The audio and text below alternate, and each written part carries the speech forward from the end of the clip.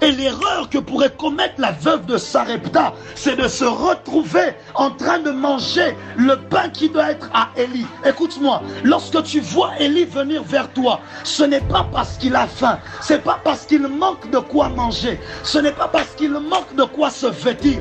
Mais lorsque tu vois Dieu t'envoyer Élie, comprends qu'il n'envoie pas Élie pour Élie, mais il envoie Élie pour toi.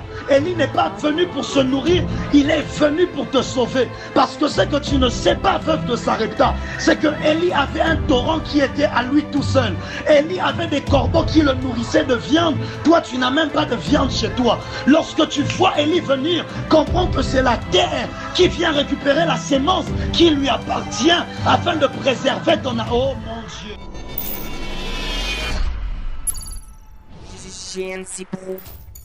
Demandez à quelqu'un, est-ce que tu es prêt pour les choses qui t'attendent?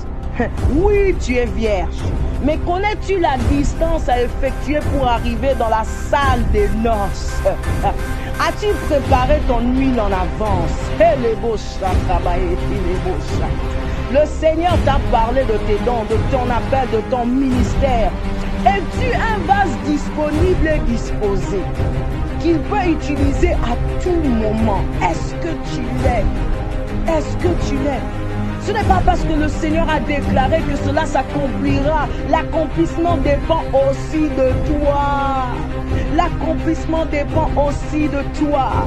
Comme une femme enceinte, tu es censé maintenant savoir dans quelle position dormir à cause de la mission que tu dois accomplir. Je parle à un habitué des choses de Dieu.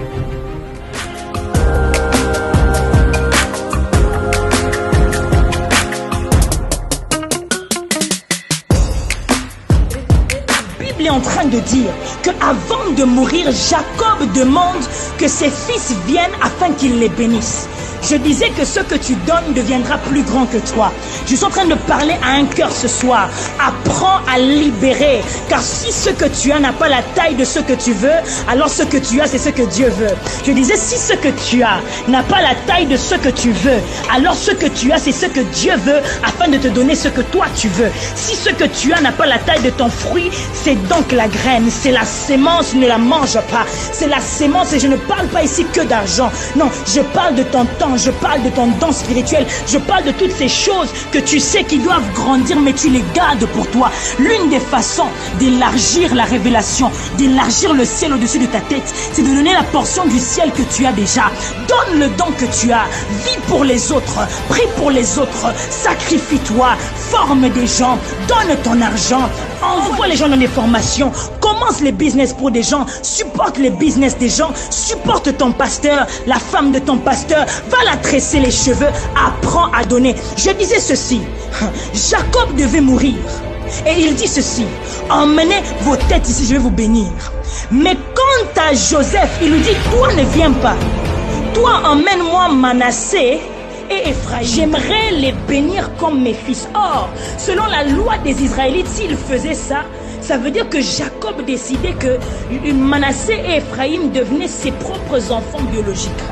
La sobli anteklida. Mais Joseph se dit, si je donne Manassé et Ephraïm, qu'est-ce qui va se passer? Que seront mes enfants? J'aimerais dire à un Joseph, donne ce que tu as, car ce que tu as doit devenir plus grand que toi. La Bible dit que Joseph donne ses deux fils, les deux fils qu'il avait. Et lorsqu'il donne ses fils, Jacques en croisant ses mains. Et il dit, vous prendrez la place de Simon et de Ruben. Pourquoi? Parce que Simon et Ruben avaient emmené la honte dans la lignée de Jacob. Et donc, Jacob se décide de prendre les enfants de l'un de ses cadets, puisque Joseph était l'avant-dernier, si je peux dire. Il prend les enfants de l'avant-dernier et il les fait devenir les aînés. Mankutakata. Je disais, après cette cérémonie, Joseph ne regardait plus Manassé et Ephraïm comme ses petits frères ou ses enfants. Non, ça devenait ses grands frères. Joseph regardait ses enfants, mais il les appelait Yaya. Pourquoi? Parce que ses enfants avaient pris la stature des aînés. Ce que je prie pour toi et que tu comprennes que quand tu donnes, ce que tu donnes devient beaucoup plus grand que toi. La sémence criera pour ta descendance plus fort que tout baffle que tu peux mettre dans ta vie. Je dis, ta sémence s'est criée. Est-ce que quelqu'un m'entend? GNC Pro.